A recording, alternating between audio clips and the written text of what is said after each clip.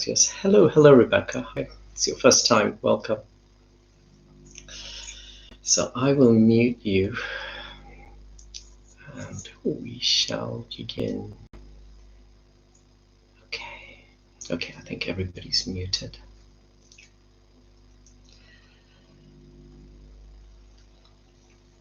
And just as I was mentioning a few moments ago, when I was over the past month, I did very little facilitating, and I allowed myself to be guided in meditations as I attended a retreat.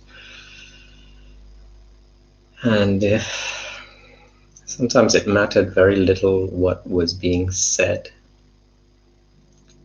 It was more the silence and the space around the words that seemed so much more important to hold on to. And in that sense, when we look around us, our rooms, our homes, our flats, our properties, they consist of walls, they consist of fences, and sometimes we get carried away by these walls and these fences and noticing them more than anything else. But it's very useful to remember that the walls are only there to create space. And it is the space within the walls that are precious, that is precious to us. This space within which we sit and practice. And without this space, the walls would mean nothing, the fences would mean nothing. And in the same way, let us see this practice in the same way. Most of us, we've entered into meditation practices, mindfulness practices, yoga, qigong, tai chi, many different paths that lead into the same space. Let's remind ourselves that the words that I use and guide with during this practice are of least importance. It is the silence from which my voice arises that is worthy of even greater attention. Those pauses between the sounds that make up the words and sentences that leave my vocal cords.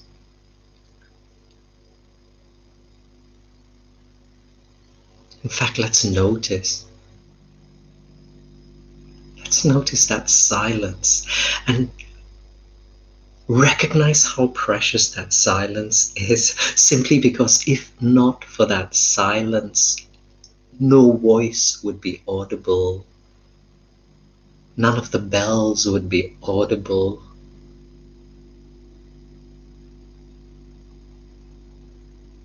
And we know that because we've sometimes stood in one of those rooms where there is loud, blaring music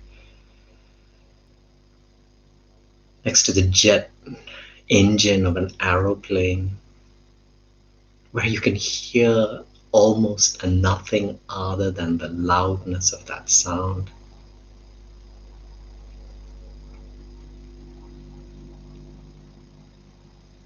And so release my words during this practice and guide yourself into that space, into that silence. But when you find yourself coming out of it, when you find yourself getting caught up in thoughts and in the mind stream, then my voice will be there to guide you back into that space, into this present moment.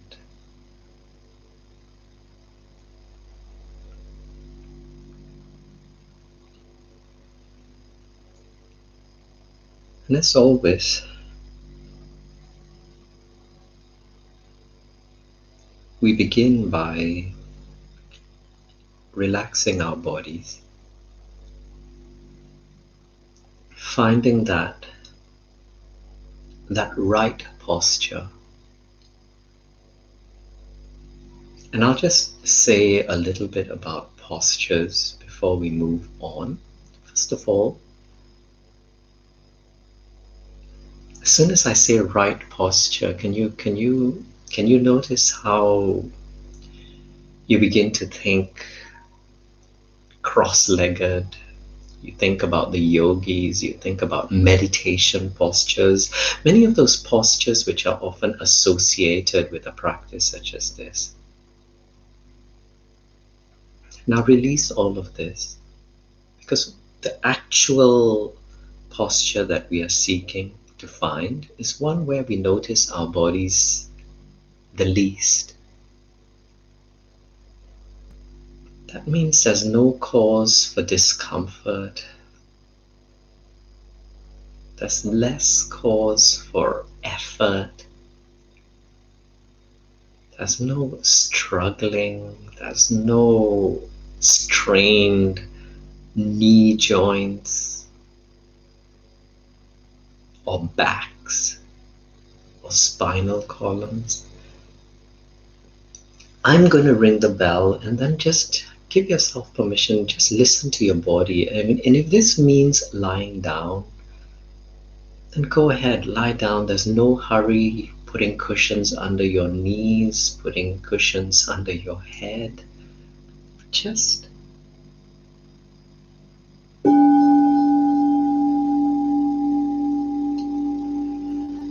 turning your posture from one of effort into one of just balance and being, from doing to being.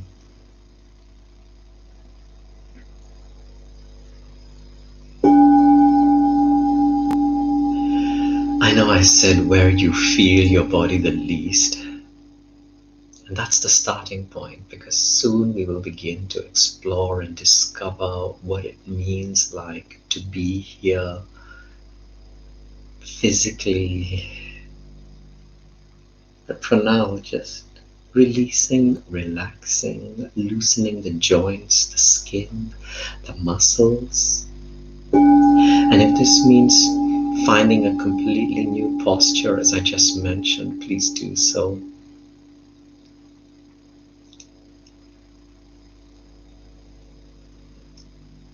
And then the second thing that will enhance your practice is where you give yourself permission to leave at any point.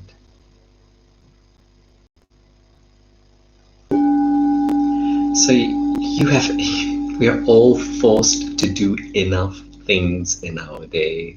The chores, for some of us it might be work.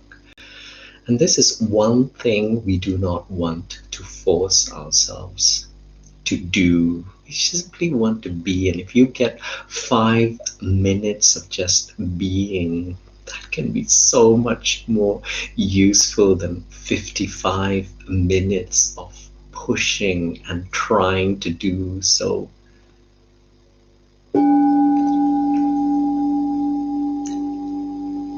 Reminding yourself that you're voluntarily here.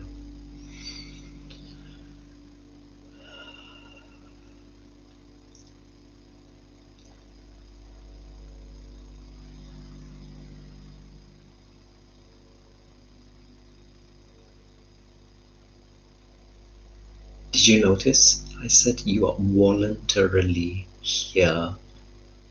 Now, the most easiest part of ourselves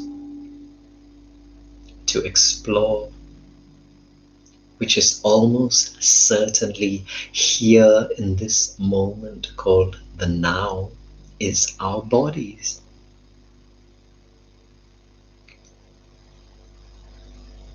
And you can begin by simply noticing these points upon which your body is resting on. Some of us are on chairs, some of us are on the floor, on cushions.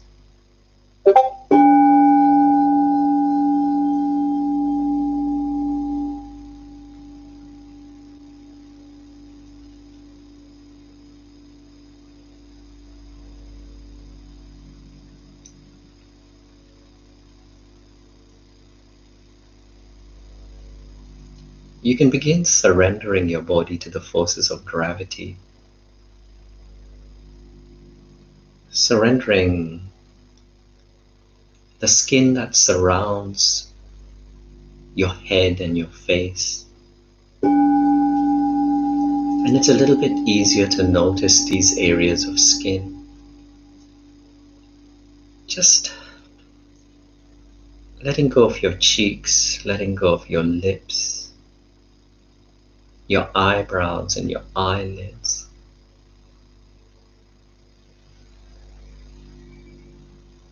And then the skin around the scalp and the ears and the back of the neck.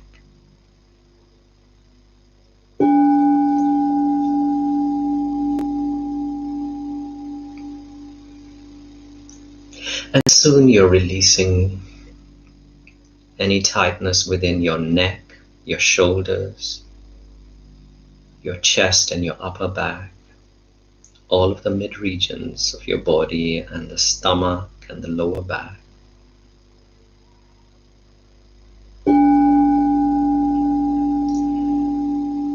And then the legs,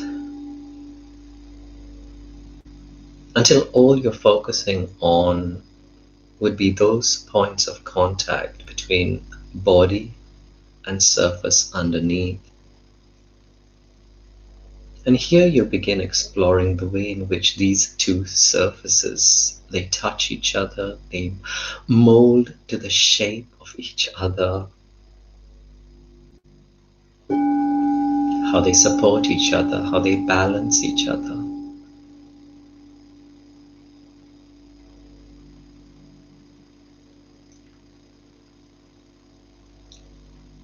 And then at the core of this posture, you'll notice the spinal column.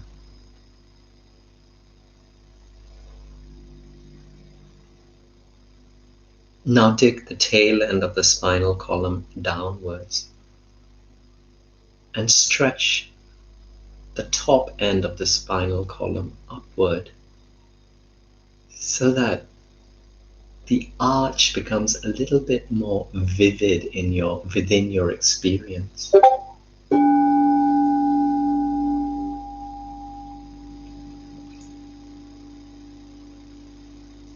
Perhaps even giving you a few additional millimeters or even a centimeter of height.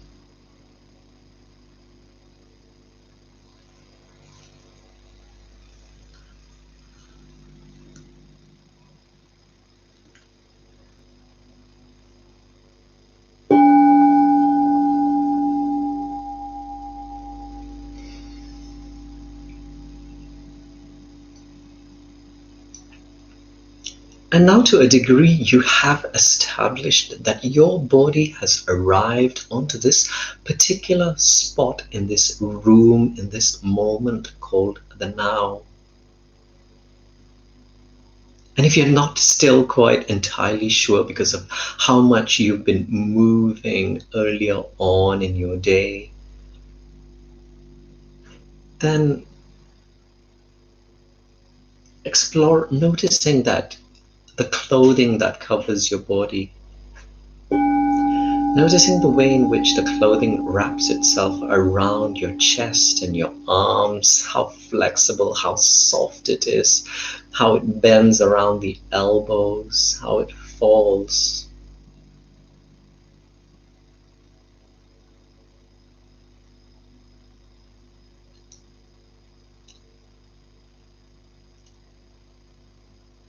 Underneath the layer of fabric that covers your body, begin drawing your attention to the thin layer of warm air that gets trapped, giving you that slightly warmer feeling which you will now begin to contrast with those exposed areas of skin that surround your body, the face, the ears, the hands, the back of the neck.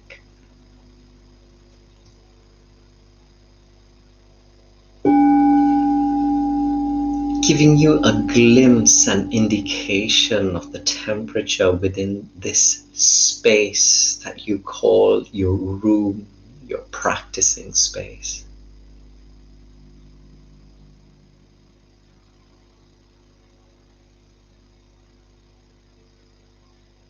Now let's examine what this present moment is, what it feels like, what it sounds like, what it tastes like, what it smells like, simply because our senses become our doorways into this present moment.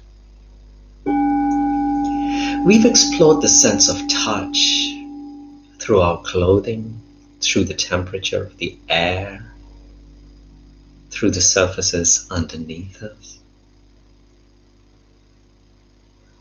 Now the sounds. For me today, it's the first day of school, and there's a school just down the road. I can hear children playing and screaming and laughing. My present moment, and I don't know if you can pick it up on the microphone. What about your present moment, the sounds around you? What can you find that represent this present moment?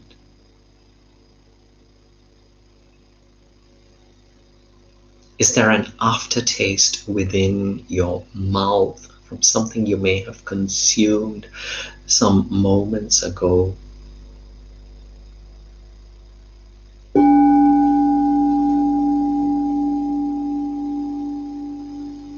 Don't worry too much about the judgments, because there may be some sounds that are disrupting your practice, disturbing and taking you away from your practice. But right now, we're simply going to give permission to all of these sounds to exist exactly as they are, which include the sound of my voice and the sound of this bell.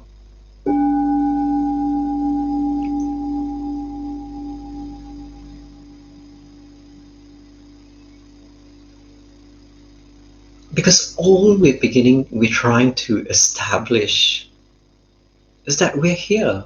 We're here in this room, and I'm assuming most of us, our stomachs, our tummies are quite comfortable, quite full. We've been hydrated.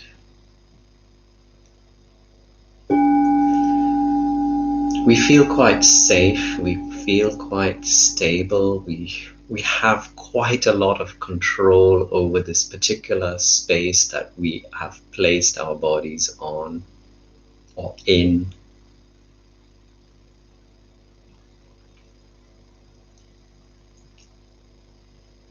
And so we are either sitting down or lying down. Okay, that's a fact. We've established this through our five senses. We're sitting down or lying down in this particular room, this particular area, this particular spot in this room, in this home, in this flat. Or perhaps you might even be in your workplace.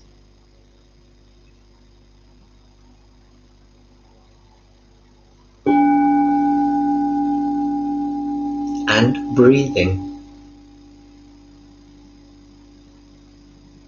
Feel the safety that arrives with this knowing. And this is where we turn the spotlight. And if you're a visual person, if you like to be a little bit playful, then it's almost as though you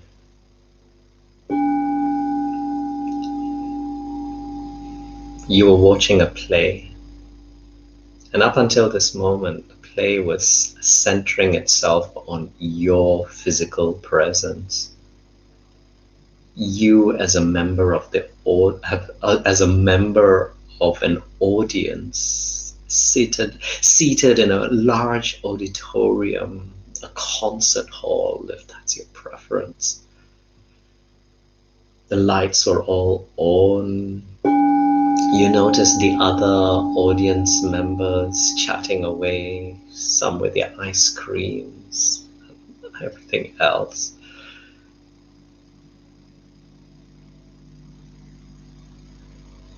And now the lights, they begin to dim and the spotlights begin to move towards the stage where the performance is about to begin. But in our case, this performance, it's been going on for a very, very long time. Just for these past few moments, we've recognized ourselves as separate from the performers, from the performance, from the stage. At least some of us have. Some of us have still continuously been caught up in the drama of the story. And this stage I refer to is represented by our mind, our thoughts.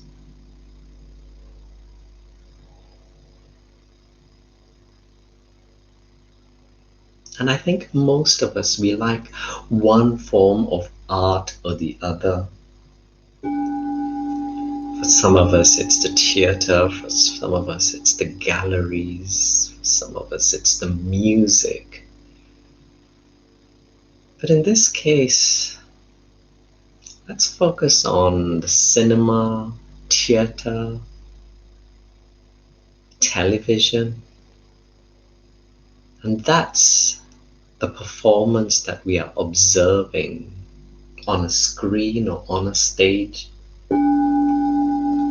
Eckhart Tolle often reminds us, be very careful what you watch, simply because good art is a form of hypnosis. Especially the television and the cinema and the theater. Because the better the actors, the more convincing they are.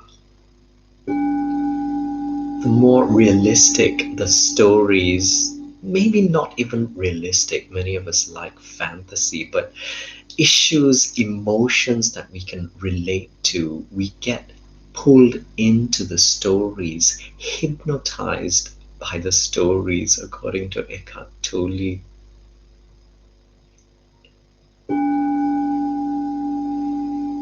And we often feel so much lighter because our problems, our challenges, they all begin to fade into the background as we absorb these new qualities, the new emotions that the actors take us and bring us through. We feel their ups, their downs, the humor, the laughter. We become completely identified by the story that is unfolding in front of us.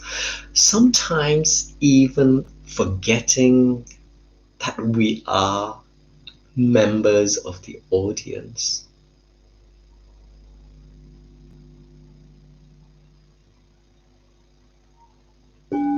Now, my reason for bringing you into the practice in this way is simply because many of us have just started to recognize how we have so strongly identified ourselves with our thoughts, with our minds.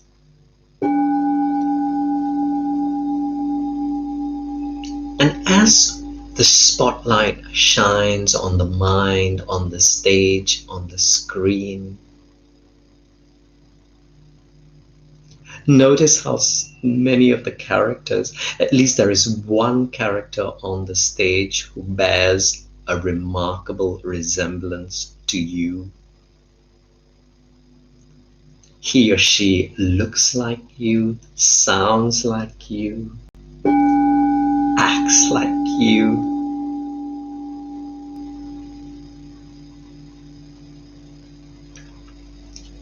But then notice another quality of the story, another quality within the thought process, within the mind.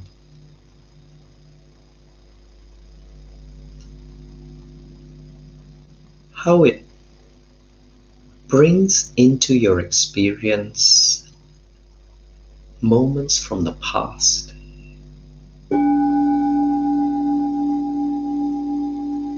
and moments from the future. What do I mean? Remember, at the beginning of this practice, we established that you and me, we are sitting or lying down on these chairs, these mats, these mattresses. We are here. In the safety of these rooms, in the safety of these spaces. But the mind, it takes us into the past and into the future.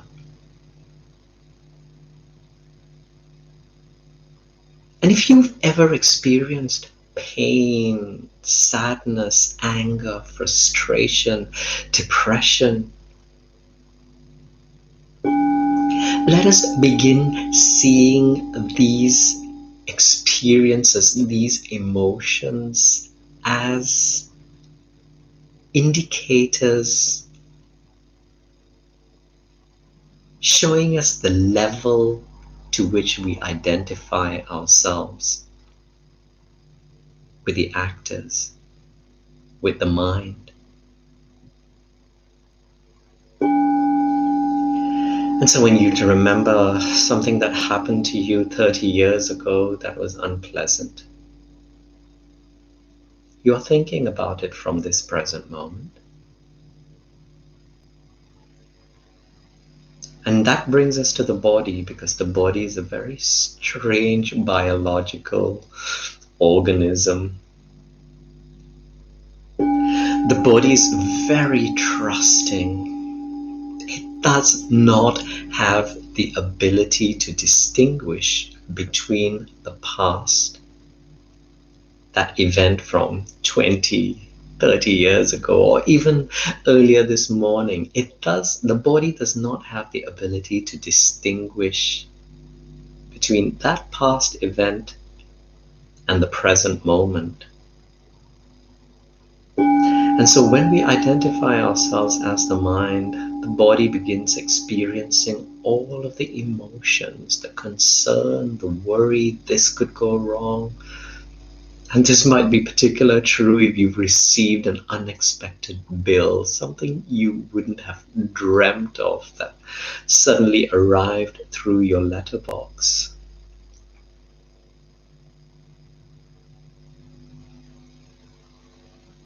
The mind begins to imagine what the future would be like, how you would settle it, whether you'd be in debt, and the story goes on and on. But the simple fact, in this practice, with this bell, with the next bell, you're going to remind yourself that I am here in the safety of this room.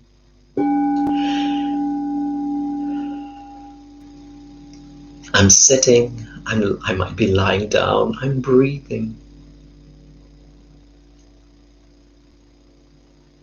I'm only thinking about those possibilities. I'm only thinking about the past. And in this practice, as we develop the ability to be more present here in this moment called the now, gaps begin to appear. Space begins to appear between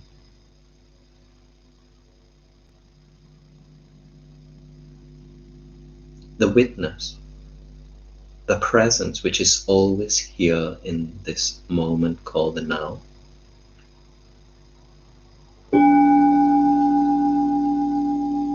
And the stage and the drama and the movie and the television program and the actors and the characters and the story, there is now space. It's almost as though someone in the auditorium, in the cinema hall, has turned on the lights. And all of a sudden you see there are 12 rows in front of you, countless heads. There are people to the right, to the left. There are people behind you. There is space between the witness and the story. And that is what forms the essence of this practice. You don't have to continue with this practice for the rest of the day, but just for this moment, not even for the next half an hour, just for this moment, explore what it feels like to be here in this room, wearing these relatively comfortable clothes, surrounded by the stability and the safety and the privacy of this space that you have put aside for your practice.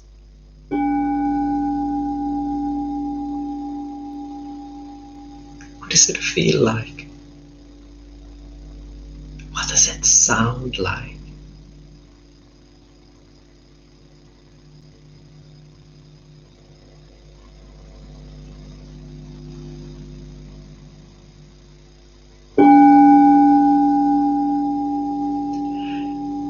Sometimes something might happen in the stage that grabs your attention. Something might happen in the stage called the mind that might attract your attention. And it might suck you back into the story. It might have something to do with your relationships. It might have something to do with your finances. It might have something to do with your health. And it sucks you back in.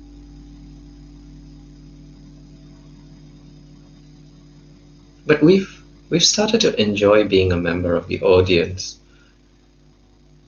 Because after all, the stage does look quite small. The television screen, tiny. Even though there are many different rooms, many worlds within it. It's a tiny little square hanging on the wall. Sitting on the table. Nowadays, even our phones or our tablets. But behind us, around us, so much more space. The whole auditorium, the whole hall. And in our case, not only our rooms, but this whole universe. Which includes our neighborhoods and everything else. Flowers and trees and birds and animals. So much to focus on, but yet can you notice how we sometimes unconsciously focus on the story, on those tiny little stories, and get absorbed into them? Now, how do we stay more stably put? How do we stay and remind ourselves more consistently that we exist within this space called the present moment, which is so much more comfortable, so much more vast than that tiny little screen, that tiny little stage?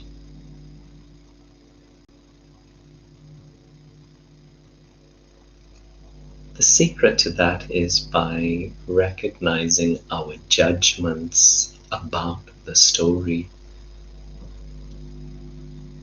Because it is our judgments. Another word for judgments, likes and dislikes. Another word for likes and dislikes. Those parts of the story that matter more to us than the other parts. The moment something matters, the moment there is a like or a dislike, we begin to find ourselves being sucked back into the story, into the stage, into the screen. And so in this practice, you're gradually going to begin noticing these judgments about the story.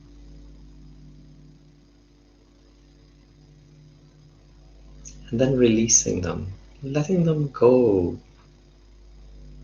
Because the moment you recognize the judgment becomes something quite separate from who you truly experience yourself to be in the present moment.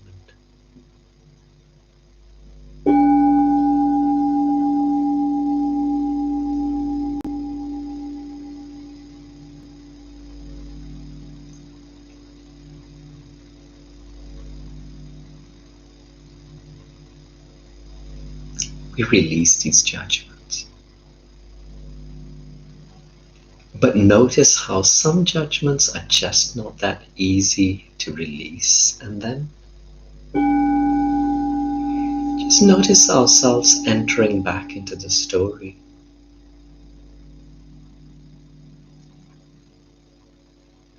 Until we've had enough.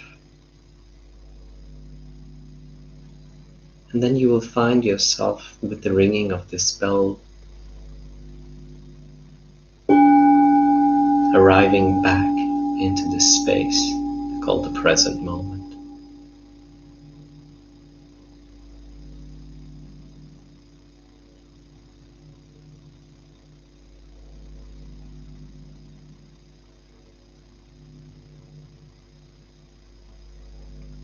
Where you sit, where you breathe.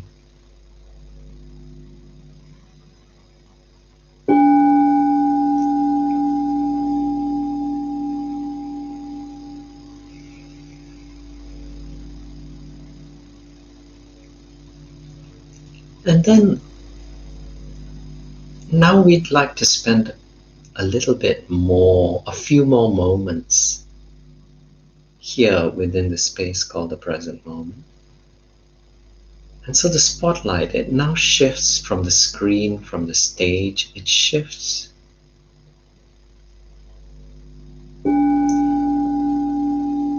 into this process, towards this process we call our breathing process.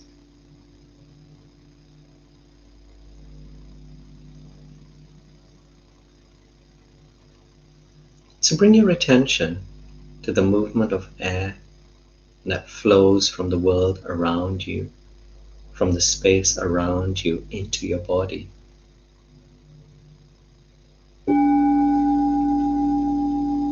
Yes, it is this breath, an invisible entity.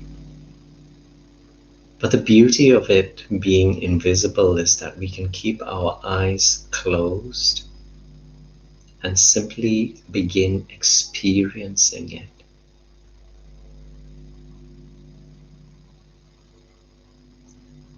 Initially, just focusing on those areas around our face. That's the upper lip. And through the upper lip, you experience the breath flowing in, which is experienced a little bit as a little bit cooler, a little bit more crisp. And when it flows out, how the temperature has risen, how the humidity levels have risen.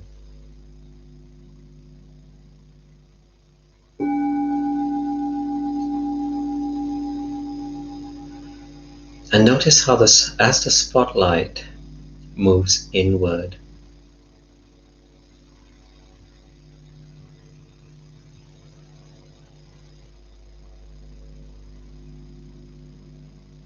you begin experiencing this present moment more completely, more fully.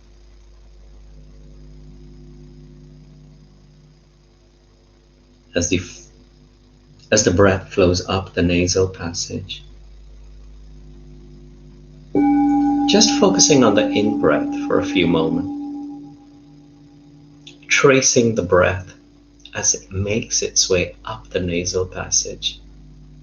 Which nasal passage are you using to breathe at this moment? For me, it's my left. And as you identify which nasal passage you're utilizing, it becomes a little bit more interesting. Something many of us rarely notice, how the breath, it switches from passage to passage in cycles,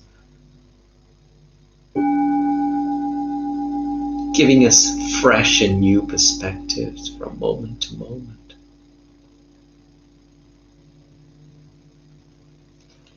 And as you trace your breath as it makes its way deeper and deeper up the nasal passage, finding that bend where it makes its way down the throat, down and through the windpipe.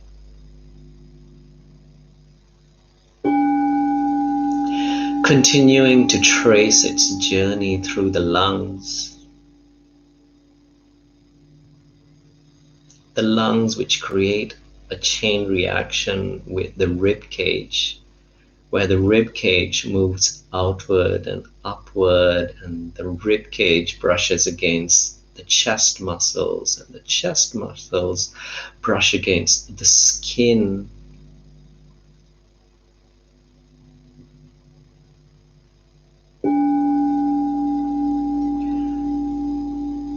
And then the breath following it deeper into the body, into the region where the stomach sits.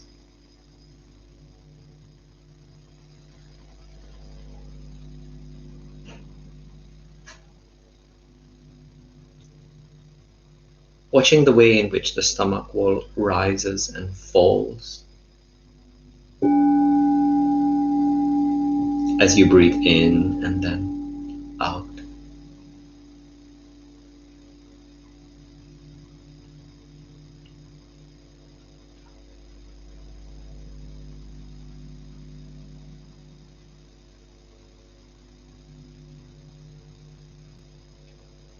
Do you know the way in which we labeled our judgments a few moments ago? As we observed our likes and our dislikes within the mind. Try labeling your breath in this way. As you observe your stomach, just focusing on the sensations as you breathe in, rising, using the labeling the in-breath as the rising of the stomach wall.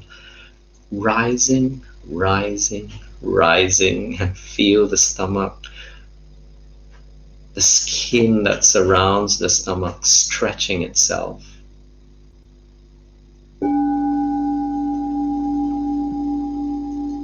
And then falling as you exhale, as you breathe out.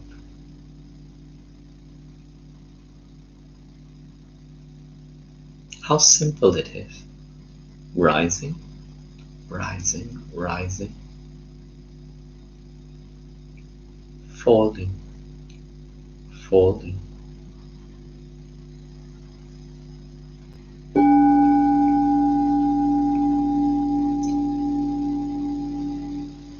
Taking this a little bit deeper as you feel the stretch within the stomach wall.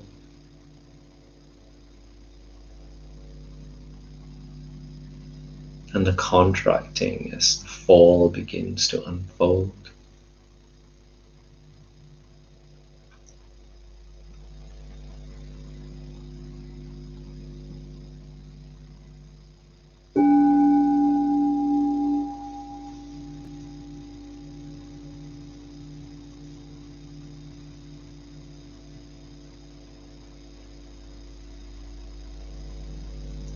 And now following the out breath as it makes its way up the windpipe and down the nasal passage.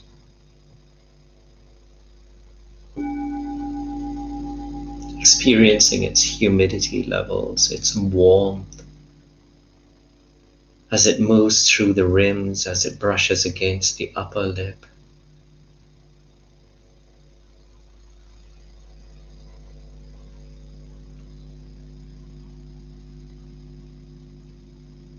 And then reminding ourselves how our breath, how every breath is always, always, always accessible to us.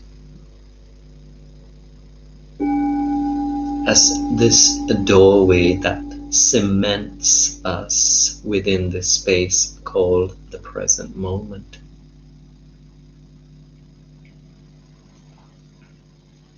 In fact, taking it a little bit further by using the breath as a doorway, as a bridge between the two worlds within which we exist. As the air makes its way out through your nostrils, this world around you that you breathe out into, this world around you where there is this room, where there are relationships, where there are the physical sensations, the bodily sensations, where there are finances and all of those stories represented by the play, by the story.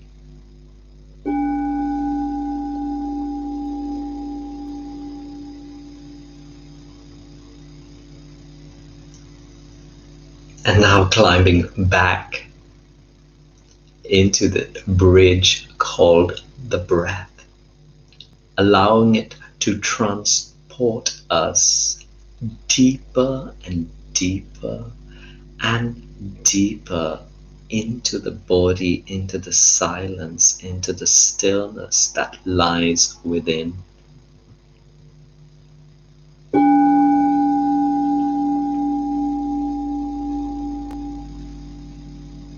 And then following the breath as it leaves, and then experiencing all of the sounds, all of the movements, all of the changes that occur around and outside of us.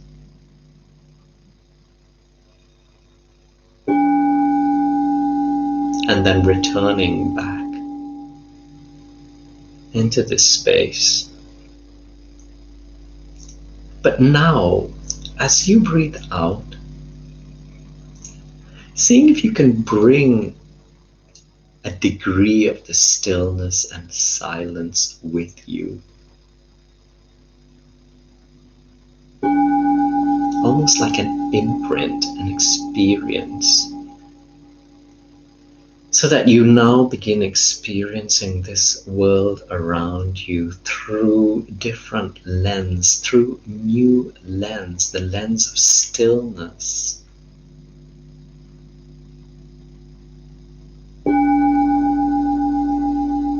The lens of kindness.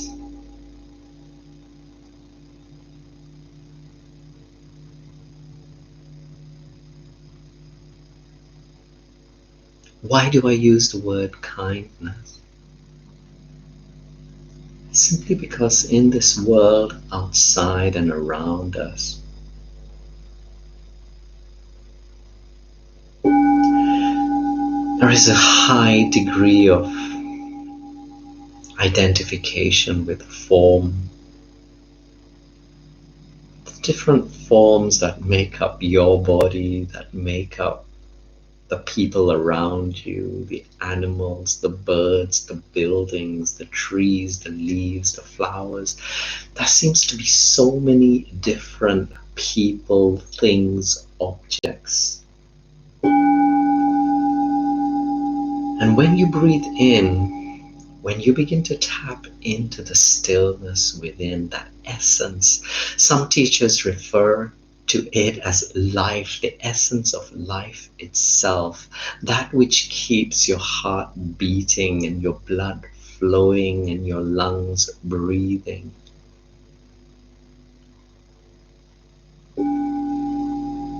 Without the need for a battery or any external power source other than the food that ultimately arrives from that source of energy called the sun. As we begin experiencing and reaching and touching and experiencing this essence, we begin to recognize it as transcending form, as existing within every leaf, within every pebble, every bird, every bunny, every dog, every cat.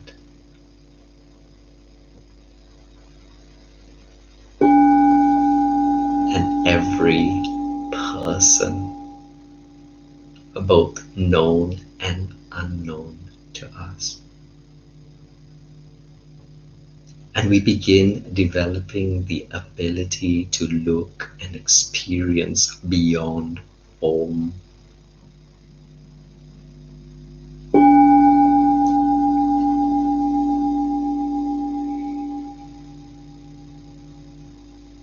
Perhaps what they mean and refer to by kindness, where everything becomes special, where judgments are released, differences no longer exist.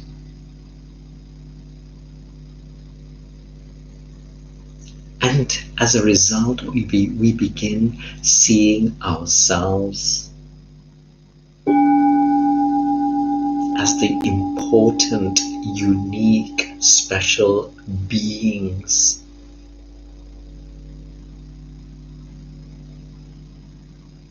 we have always been, but had simply forgotten because of the stories.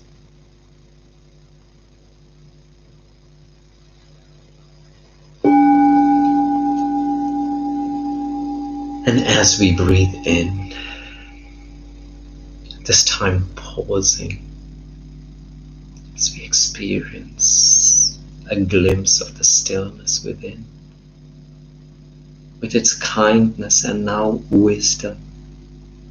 And as we exhale and as we breathe out,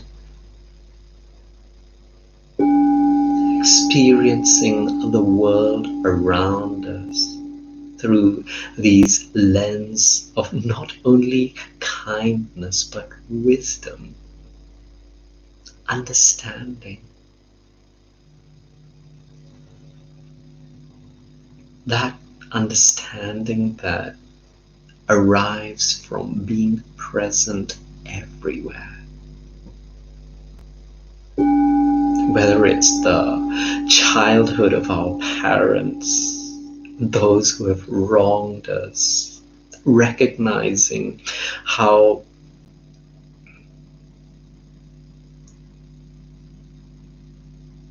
anger, frustration can only arise from a space where there is pain. And then releasing the past and embracing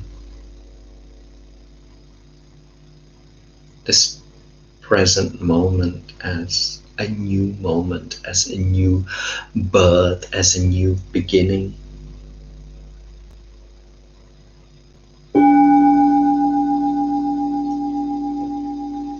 And then breathing in again, deeper this time. pausing yet again, and then taking in a little bit more air, experiencing the stillness and the kindness and the wisdom, and now the patience.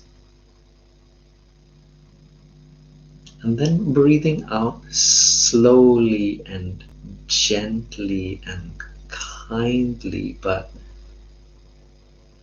now experiencing the world around us through the lens of kindness,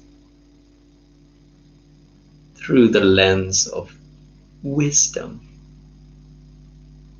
and through the lens of that infinite amount of patience, of simply being present here in the now. Which means no longer wanting to be anywhere other than where we find ourselves at this moment. And this simply means making peace with the present moment. It doesn't mean staying with your problems. It doesn't mean freezing your life challenges. It simply means making peace with the present moment, so that whatever the next step is, whatever the next phone call is, whatever the next word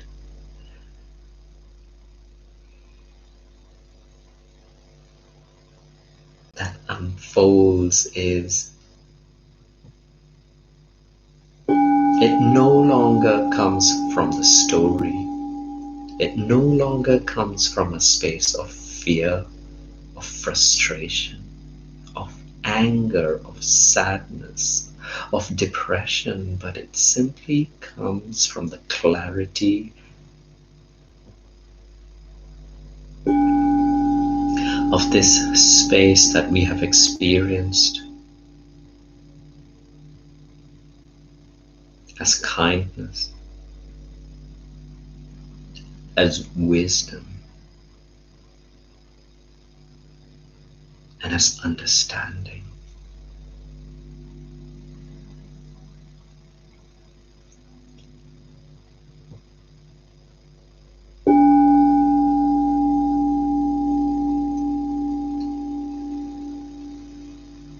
And now we will hear the final bell in this short hour that we have had together.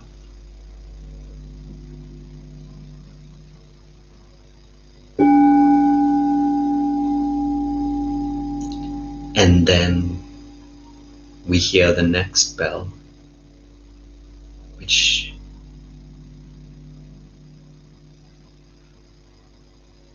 represents the beginning of the true practice, where we bring this space of kindness, wisdom, and infinite understanding and light with us as we watch, as we witness the day unfold before us from moment to moment and breath.